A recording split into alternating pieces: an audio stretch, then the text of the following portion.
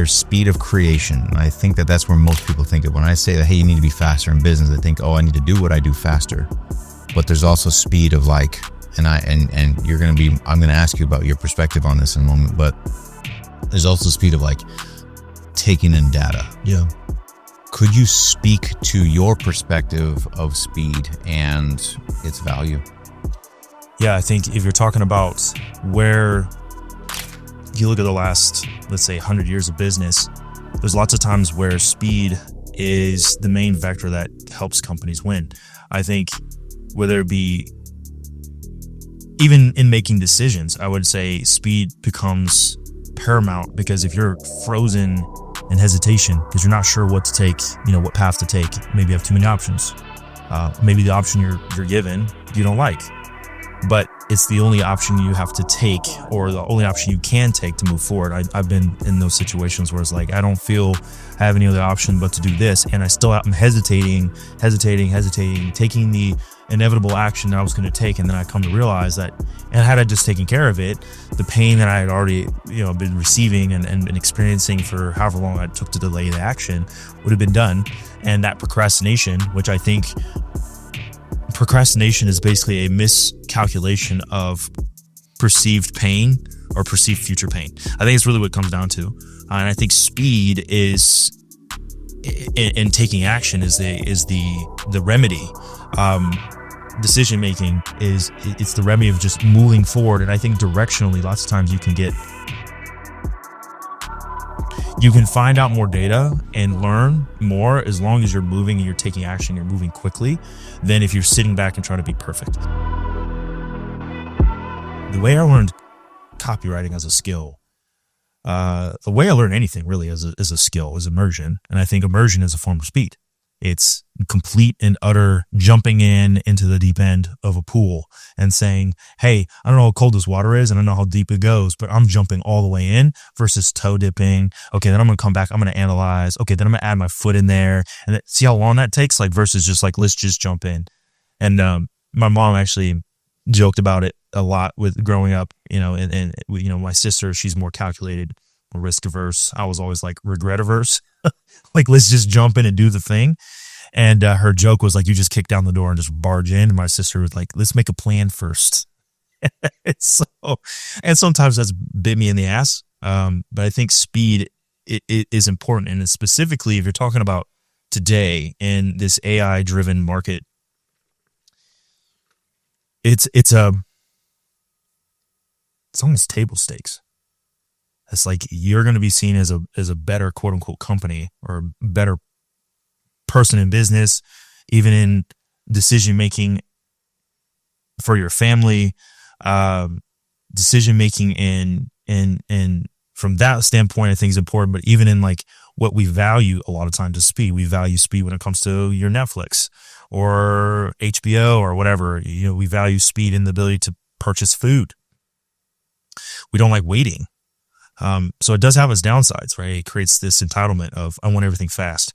So there is a price, but I think speed in of itself is a good thing when matched with impatiently patient action.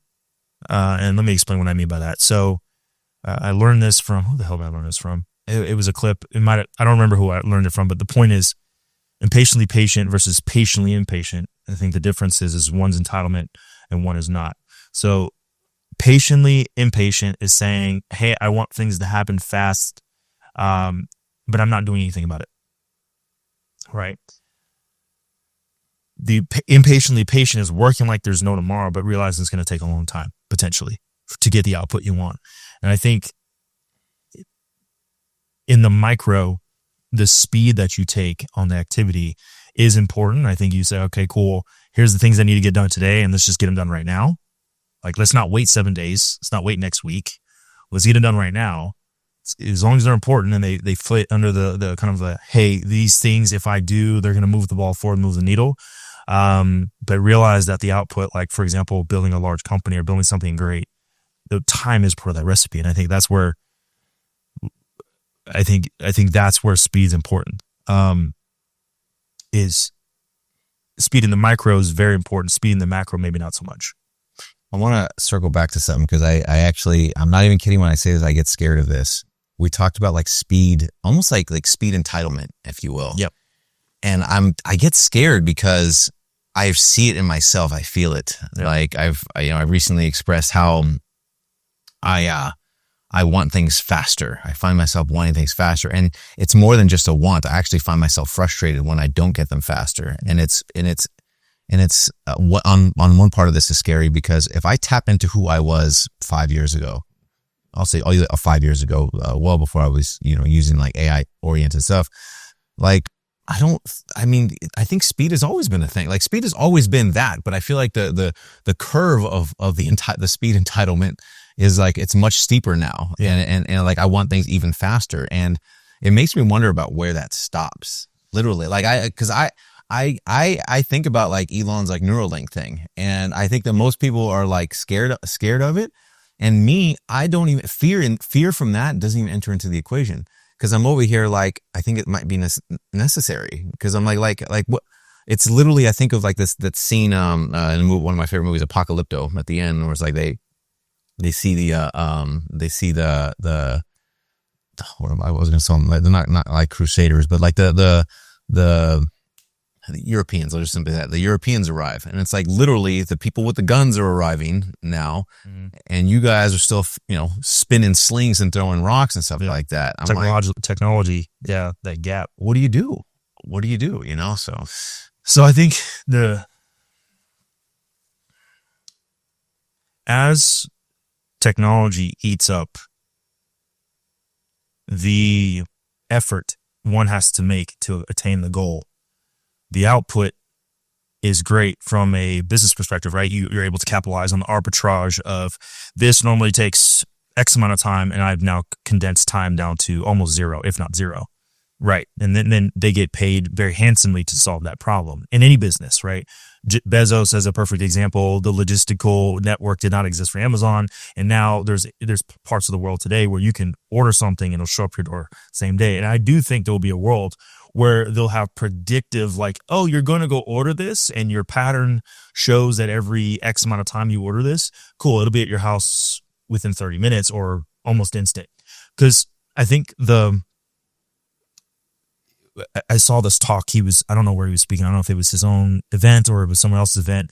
He said something that I thought was very genius, which was, don't ask what is going to change, ask what is not going to change in my business, in my industry. And in his instance, it was like, okay, well, I know that no customer will ever come up to me and say, hey, Jeff, I love Amazon, but your prices are too low. Never going to say that.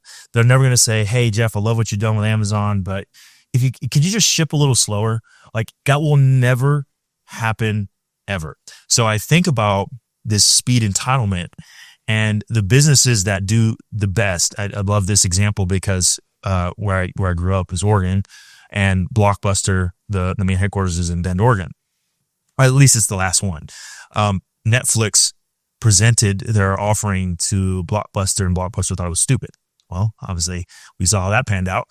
But Netflix, what they did is they took the delay in you getting the thing, which was, I want to watch this movie, this show, this thing, and they've collapsed time to basically zero. And because of that, they've obviously been paid very handsomely, and pretty much anyone watching this probably has a Netflix account. So I would say, and to your exact point, right? Oh, I'm clicking on it now. Shit, it's loading. And now you're pissed when you used to have to get your ass up, go to get in your car, drive to the store, bring your ID, search through the aisles. Oh, there's my movie. Oh, do they have it? Shit, they've already rented all the copies. Okay, I'll come back next week, whatever, right? So now it's, oh my God, I clicked this button and now it's loading too slow because my Wi-Fi maybe is a little slow, whatever. And that causes pain.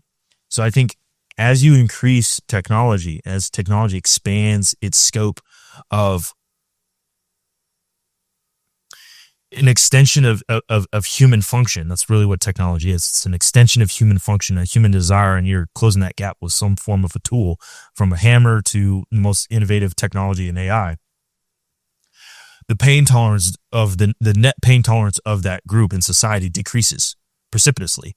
And I think that's where you run into issues is you see in today's youth, and what you're speaking to, and I've also been, I'm not immune to it either, is you become more and more entitled. From getting your food to searching something up to watching a movie, et cetera, et cetera. I think it applies across all vectors or all industries. And I think that is going to be a problem. It's going to be a problem to create humans, people that are able to withstand pain for long periods of time and wait for things to happen. I think and you're going to see a divide of those who can wait and be patient and still put in tremendous amount of action, and those who can't. And those who can wait are the ones that are going to run things, and those who can't are not going to, they're going to be mindless drones, or they're going to be unemployed. Yeah. So that's, I think that's my viewpoint on speed and the entitlement that comes with it. And I'm sure we could expand on that further, but I think that's in a nutshell how I see technology, speed, and what's that going to look like for society as a whole.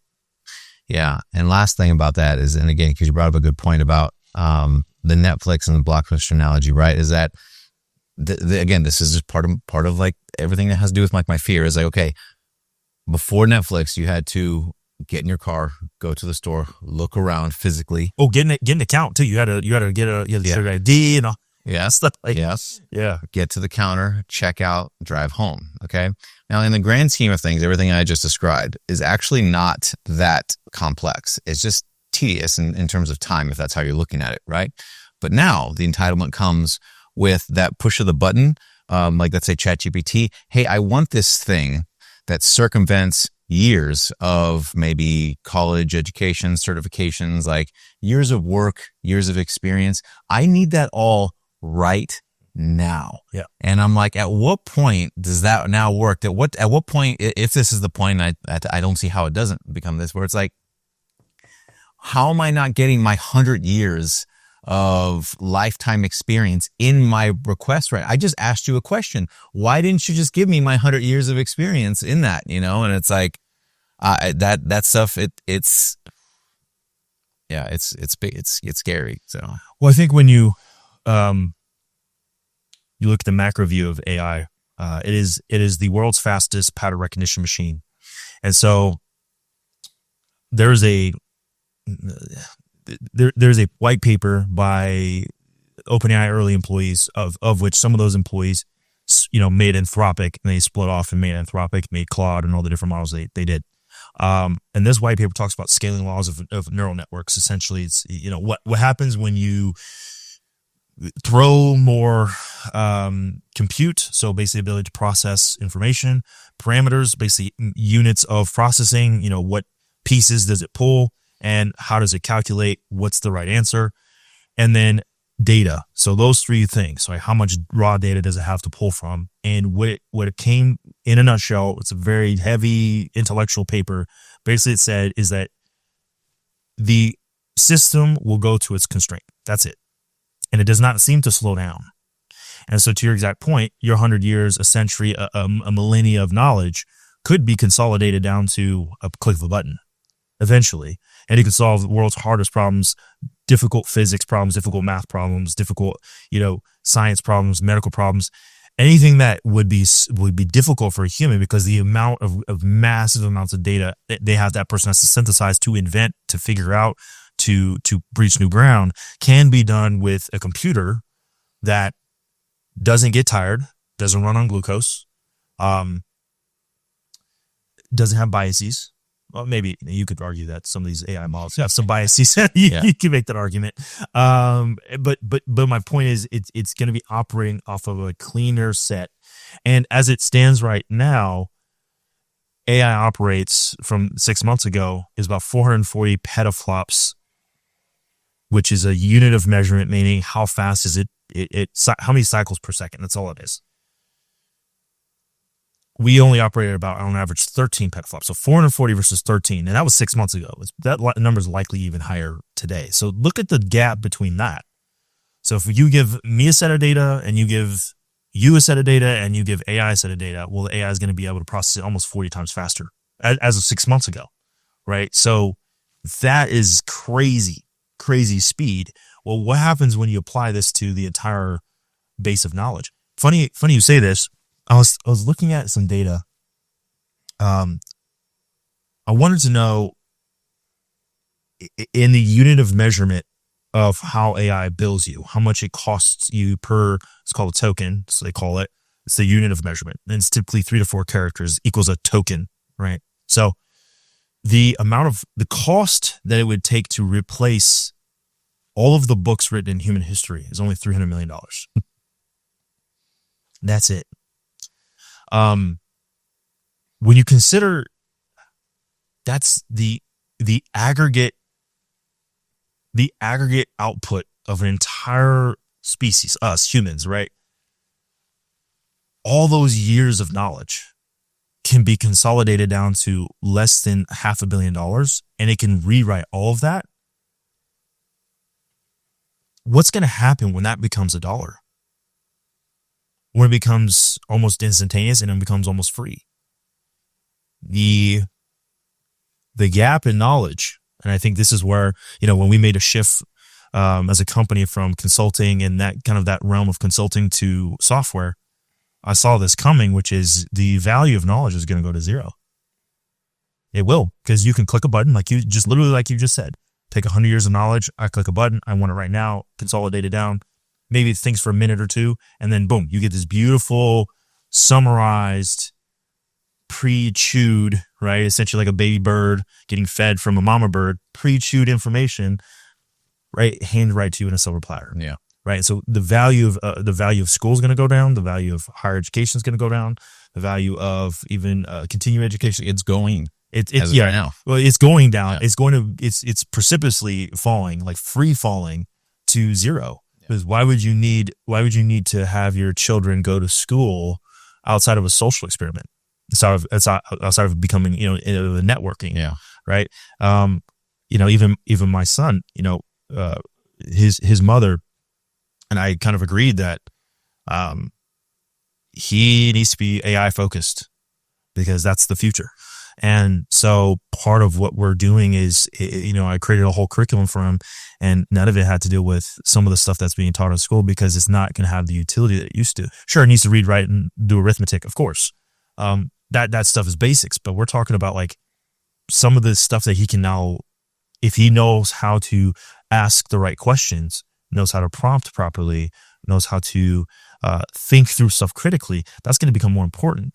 I think part of what we as a company and you and I have talked about, which is the value of the human experience is going to go up as automation increases with it.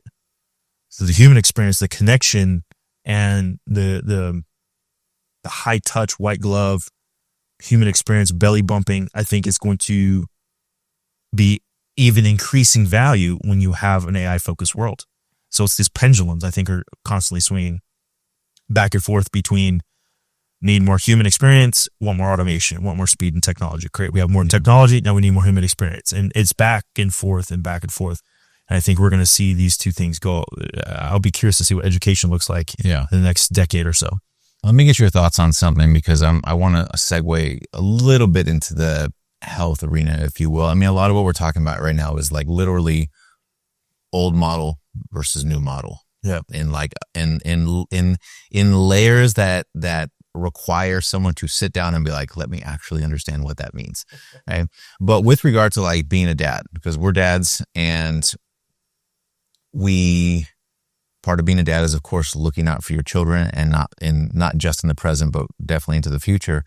And I often wonder about two children born at the same time, and the reliance, the utility of AI is only going to increase. And I wonder to myself, like, well, what's the difference between those two? Like, how do they compete with each other? And I think about the age that we're in with screens with kids. Cause kids can't go out to restaurants without parents giving them like a thing to shut them up or like, and I'm using that as an example because you talk about like the human experience when they're like literally like there's part of developing little humans is teaching them how to be a human and social engagements and whatnot. But one of the things that came up from recently is like the difference between those two is going to be grit.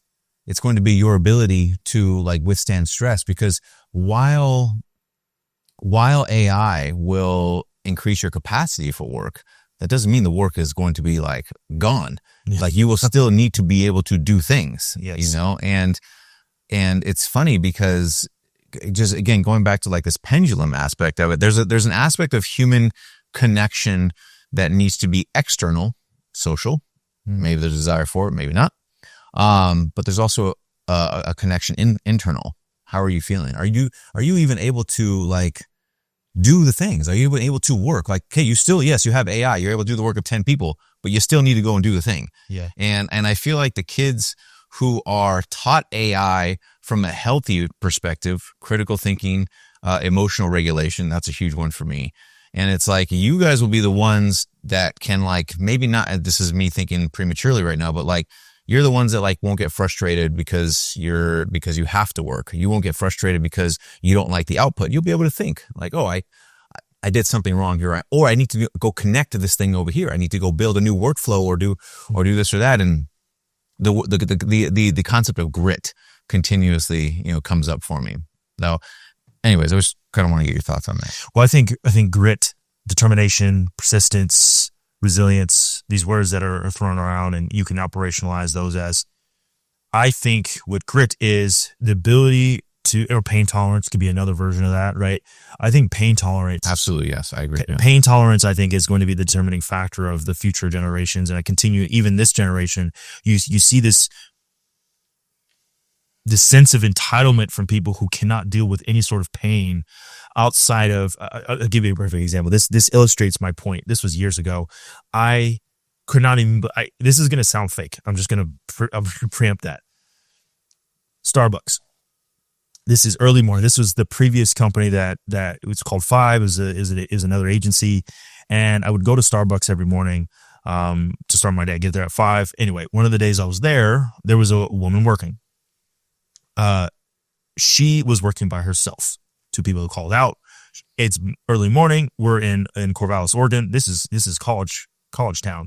People are wanting their coffee, tea, whatever. So she's jammed, right? She's the only one working. She's working the machine. She's going and going in the front and cashing out.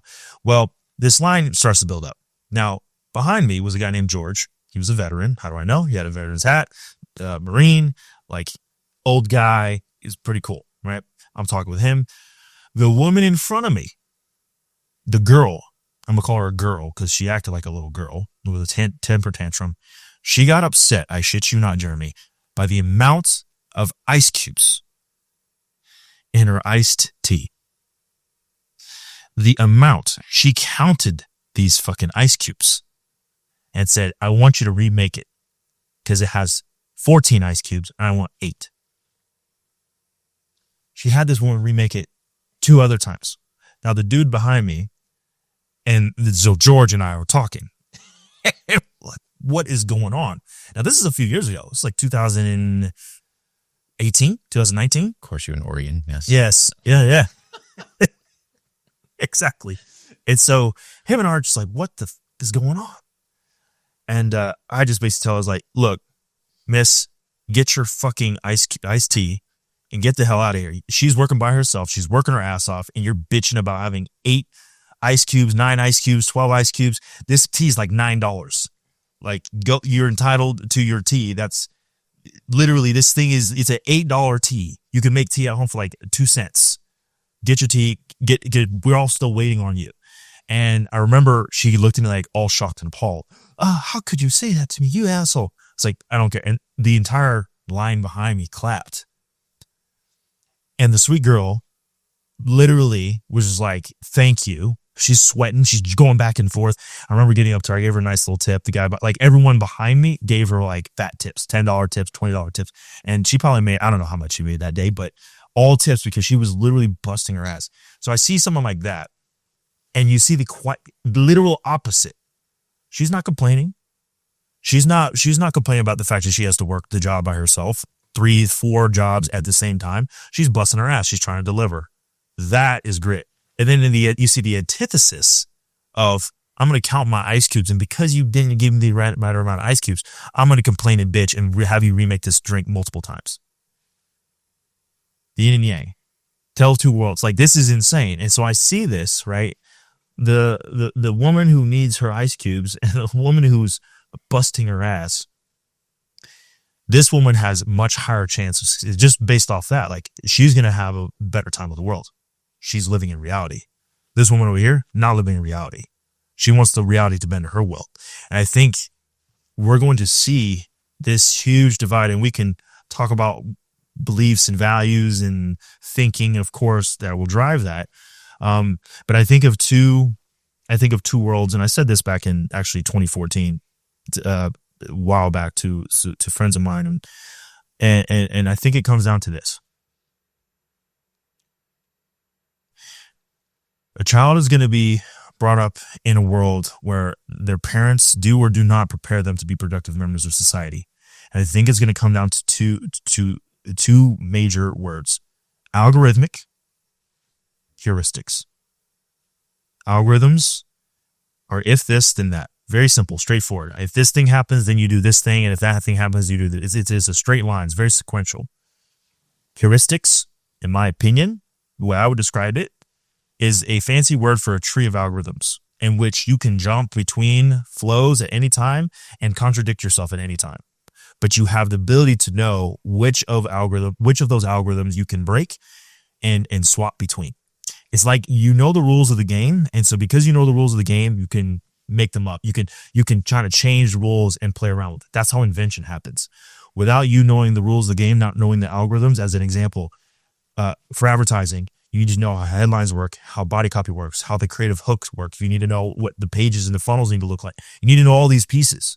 And if you don't know the fundamentals, you cannot invent anything new because you have no parameters in which to make a judgment call.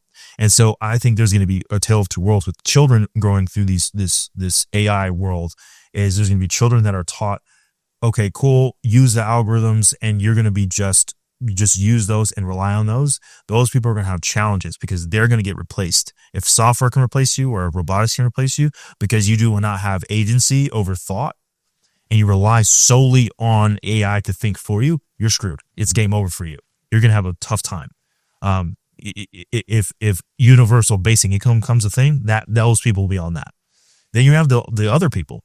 The other group of people will say, cool, I'm going to use AI for what it is, which is a potentially thinking partner, right? It's a tool that I can use to accelerate my own agency, my own thinking, my own critical ability to use first principles, which unfortunately costs a lot of brain power to think in first principles, which is why most people don't do it.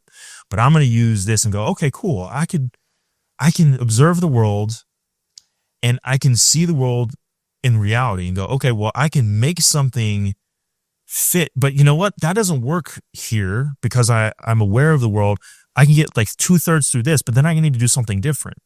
Oh, I need to switch to a new algorithm. I need to switch to a new way of thinking. So I will change from, okay, well, because the machine doesn't spit out the exact right answer, I don't know what to do, versus, hey, I don't really like that, but let me continue further. Let me dive deeper and let me see if I can create my own new combination. And I think there's going to be two worlds inside of AI, specifically in technology and grit, for those who cannot push past the algorithm and those who say, shit, that's not enough. I need more. And I'm willing to go through the pain that it takes to find the right answer, what it takes to find the value here that's latent that you have to dig for. We do not value the things we value because they're easy. We value them because they're inherently hard, right? If I told you, the people we relate to, we respond to, and we actually love watching and love listening to tend to be people who've been through massive amounts of pain. And they had to fight the dragons and fight the wars and fight the inner battles to get to the end goal that they got. And that's why we value, because like, shit, how the hell did they get through that? I think because most people would have quit, that person did not. We say that's a valuable thing. It could be anything. Doesn't matter what it is. Mastering in chess, or it could be sports. It could be in business. It could be in a family. Overcoming certain challenges and with your children, whatever it may be. Things where most people would quit, we value when you do not. Right. So that is inherently placed as high value because it's rare. So I think those who have grit have the ability to get this rarefied output that we're looking for. the family, the body, the business, the whatever, right? And I think grit is a inextricable tie to you getting the output or not. I think that's what it just comes down to. Because if you level the playing field with technology, then what is there left? Determination, pain tolerance, grit. Like these are the words that we're going to use. It's not going to be, well, the techno. Well, sure, if you level the playing field with tech, then anybody can do it. So then why does not everybody do it? It's the thing we always say, the old adage, the old cliche. Well, if it was easy and everyone, like that's, of course. Yeah. And it's going to come back to that, down to that. And I think that is where we'll see the split. So you use the word inherent, which I thought was interesting, because I do, and I agree with that, because, and again, we don't have to get into this now, but like there's a conversation to be had around biology, God, how we're designed, like, cause that's what I mean by like the word inherent, and maybe I'm mostly speaking about this from the perspective of men. I think it's both, but I think it's part of the human experience. But it's like you like you mentioned, like universal basic income, like there are some people, I've been a part of these cults before. There are some people who like, they believe in like this fairy tale land where like technology runs everything and humans don't have to do anything anymore. And I have at one time I had a difficult time understanding that, believing in it. I have an even more difficult time now believing that, because I'm like, if we ever get to that point, like that's like, from my perspective, maybe it's like, I might use the phrase like fallen society, like fallen civilization, if you will. Yeah. Like, so, but which now, to not take the conversation such a serious way, I also think about the word that comes to mind as you're talking is also accountability, because we talk about like information going to zero, right? Here's the funny thing about that, at least from my perspective, and then this really ties into speed, as a theme for this conversation, is like information has been readily available. Like there's been a lot of things that I've done, people have done by watching YouTube, by going to YouTube University. You know what I mean? Like me too. The information is there. Yeah. And even you could make the case that AI is just an extension of like being able to get that information faster. You know what I mean? And yet there's still, even having access to all that information, there are still people who do not leverage that shit. They don't go and do it. You know what I mean? So like, it makes me wonder about how the field of accountability changes, whether it's business. I was about to say real estate, but I have no idea how that field works, but like certainly health, where it's like, sure, you can know the things to do. You can know all the things. You can, here's all the things. Here's your list. Here's what you got to do. Will you actually do it? Because for many years now, people have had access to that information. You got to go. Yes, it might take you a little bit longer to go and get it. Certainly not years of going to a school that's more than likely outdated, not going to give you that updated education. Scam in a lot of ways. Yeah, lots of times. Exactly. Yeah. So now it makes me wonder about like what, I don't know. There's different there's different subsets of individuals that are going to fall into that consumerism, but I guess that's what kind of comes up for me is like is this aspect of accountability tied into speed, and like what that looks like for business, in a variety of industries. Well, I think accountability, peer-to-peer, so you got like different kinds of accountability, right? You have like alumni accountability, you have peer-to-peer accountability, you have expert accountability. These all have different flavors. It's the same sort of thing, right? Peer-to-peer is like, hey, we're going through it together. Join me on the journey. We're buddies. We're both trying to learn this thing or do this thing or get this outcome. Obviously, alumni, hey, I've gotten there. I've done that. Let me, I just did it. Let me show you how to do it. And then you have experts. I have taken 100 of you, 1,000 of you, 10,000 of you across this line. So I know exactly what the problems are to solve. And I'm not coming from a basis of trying to figure it out. I've done this so many times that I could just, here's your problem, right? So there's different accountability. I still think accountability is a very good thing to have human to human. I don't see any reason why that will diminish from. I could see a world where something like a Jarvis from Iron Man, right? You have this human experience with this AI because it's been trained so well to have humor and sarcasm, and it's tracking everything, has perfect memory, et cetera, has all that context that it could give you good feedback. Give you an example. One of the challenges that I have emotionally as a man is I tend to want to always do things grandiose. perfect example. I didn't want to propose to my wife until I had the perfect ring. That perfect ring is not cheap, right? So, and especially when you're trying to balance, like, how much money am I going to keep in the business? How much money am I going to pull out of the business, et cetera, et cetera. So I didn't even want to propose. She knew I wanted to marry her. She knew I was going to propose to her, but I was like, I'm waiting until I have this ring. Well, part of when I tied that into, I put in these scenarios into Grok. I think it was the model I used, Grok 4. And I told it, like, here's my loops, here's my patterns, here's what happens. I gave it multiple scenarios, and it said, yes, it's tied to your childhood. And then it spit out pretty much the patterns of my childhood. I was like, damn, that's exactly what happened. Very performant, outcome focused, perfectionism, et cetera, grandiosity. These all tied to my growing up, right? And all the trauma that I dealt with growing up. That my parents, they did their best, but inherently, using that word again, they did not know, or they were not aware of some of these things that they caused in me, which it causes me to want to do things grandiose. They have to be perfect. They have to be the best. I have to be number one. I have to win.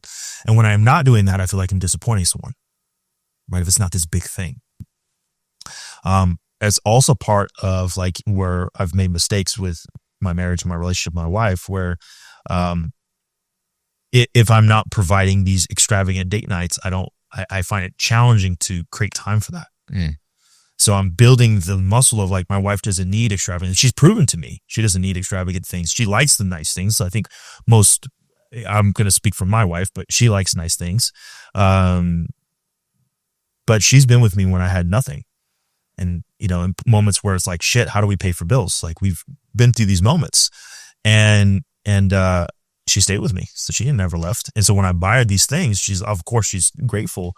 But, like, even when I look at tying back to the grit component and the ability to do the thing component, I was like, great. It told me, here's what you should do. Here's your baby steps. Try doing this, just schedule the small date nights. Be aware that she doesn't need all this crazy stuff. Maybe she just wants to sit with you with, light a candle, just talk with her, make her favorite food, because I love cooking, right? It's just make her favorite. And that's enough. And guess what? My wife thinks that's perfect. It's a perfect date night. It's intention. And so I think where even in my faults, like, here's another one. I used to look like a bodybuilder, right? And I worked out two times a day, ate perfect diet, tracked everything, I only had X amount of calories, could lift very, I was like getting prepared for a bodybuilding show. I don't look like that now. Why?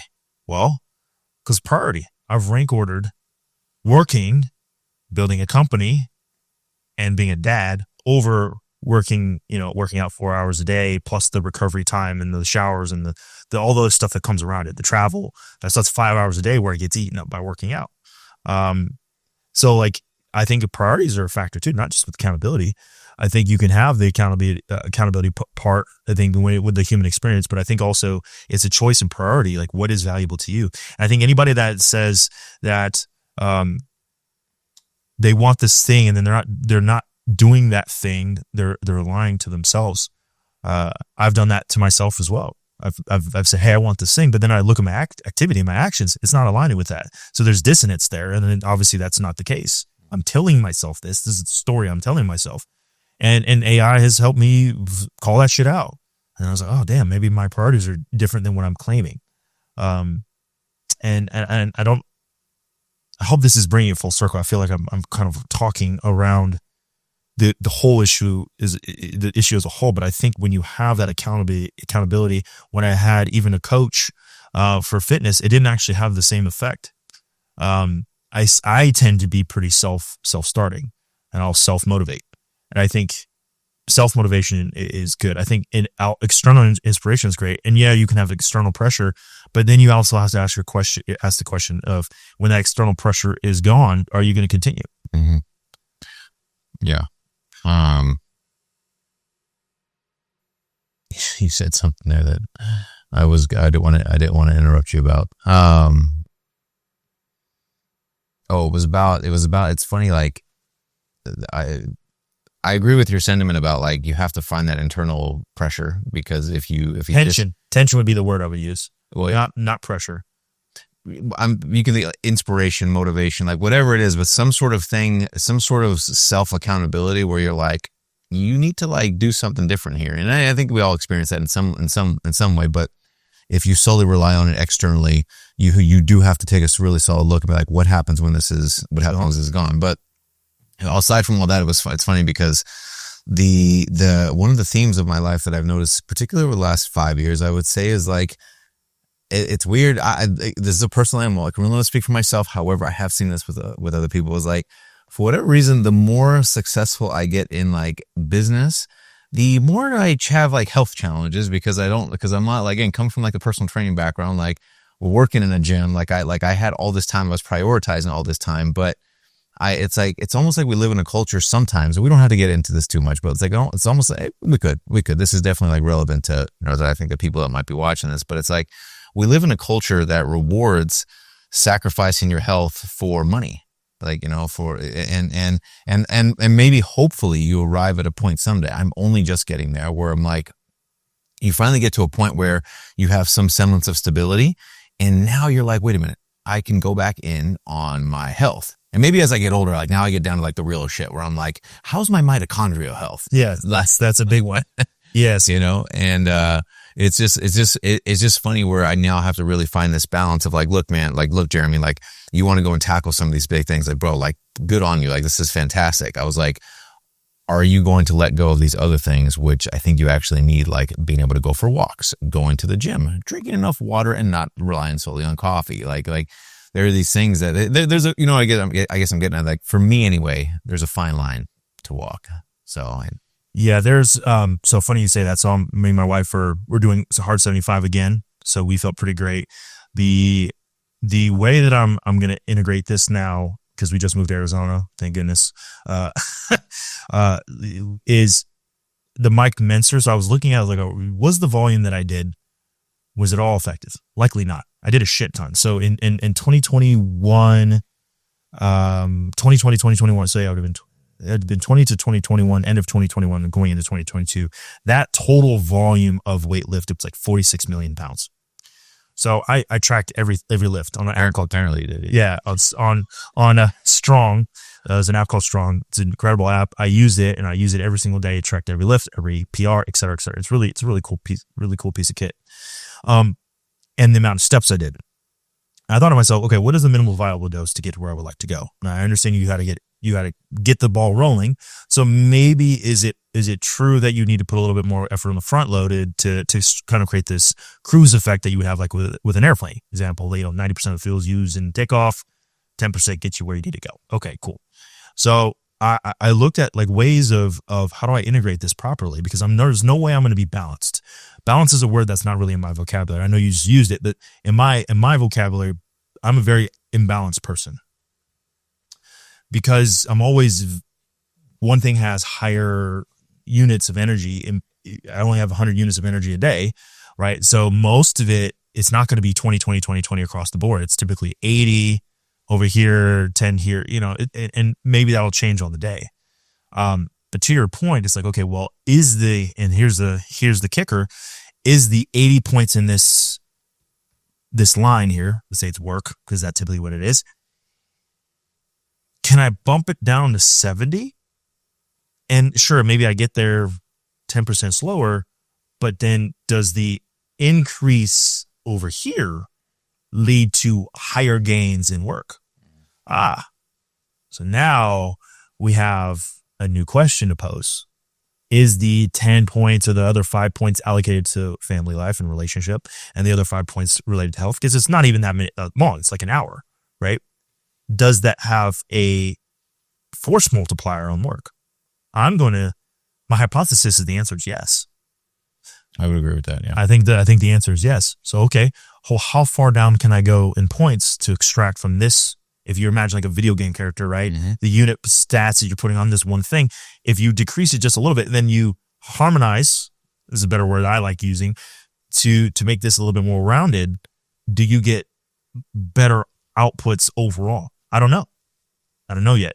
I think the answer is yes. So for me, what I've started to learn is like, how do I add more points back into my relationship bucket and more points back into my health bucket? Because I know what it feels like, back to the grandiosity. I know what it looks like to be 6%, 7% body fat, to see the veins in my abs. Like, it's an incredible feeling. I don't look like that now. And so it's like, there's this inertia and friction. Well, okay, well, if I can't do it at that level, if I can't push at that level, well, I'm not going to try to put as much effort or even any effort into that. So that's been a fault of mine. And so now it's like, well, no, that's a false premise. That's incorrect. That's a fallacy here. It's not a dichotomy. You can do both. And being the owner of a health tech company, I should probably add some more health points in there, right? It's just like, let's add a little bit more. And so getting back to, I still walk, I do all that, but like, okay, well, how do we incorporate lifting like you used to? And maybe not work up as much, total volume, 4 hours a day, plus the actual obsession of like getting ready for a show, to maybe 30 minutes to an hour. How do I increase intensity potentially? So then I started looking at stuff like Mike Mentzer's workout stuff, where it's like, yeah, you just bust your ass for like 30 minutes. You can get the same output versus 2 hours of trash volume. Okay. So I think intensity plays a role in that too. And I think when I look at overall the integration of these things, and I'm going back to, I think I'm going back to the question, and correct me if I'm not, because I know I just went off on a tangent, is I think integration is a better word for me as someone who sees balance as not the goal, because I think balance is flat, and anything that is flat is dead. And so for me, integration, harmony is probably, for me, better words that I would like to use to see, okay, well, in certain seasons, this is going to be higher and this is going to be lower. And then I should be able to at any point swap. But I think to your point, it's like, well, if I sacrifice health, then I'll get to 40 years old and have a heart attack or whatever. Right. And even some of our practitioners, one of which became my best friend, he said, hey man, you got to do something about this. Your scans don't look good. He said, when I met you, your scans were literally one of the best scans I've ever seen. Perfection almost. And now you've dropped quite a bit. And I know why. Stress and all the different things, lack of sleep, staying up too late, coding all night. Like, yes. Okay. So there is a cost. And then the question is that price worth it? I don't know. I don't think so. So I think that is something that as a culture, it's great to have, I guess, resources and money, but the whole cliche is like, well, what if you have all this stuff, but then you can't even enjoy it? Yeah. You can't walk with your kids. You can't be active. You can't be intimate with your wife because or she doesn't find you attractive because you don't look the way. Why would she be attracted to you? You don't look attractive. Yeah. These are all things that you always have to consider. So I think that answers your question, if I'm not mistaken. Well, I mean, as you're talking about it, again, I think maybe for myself, when I use the word balance, what comes to mind now that you're talking through it? Pain tolerance. Yeah. What do you like? Are you like, how tolerant are you of that 80-20 or the 70-30? Like, where are your buckets, if you will? So yeah, I think that's good with pain tolerance. Yeah. Like and subscribe. All right. No, I'm just kidding.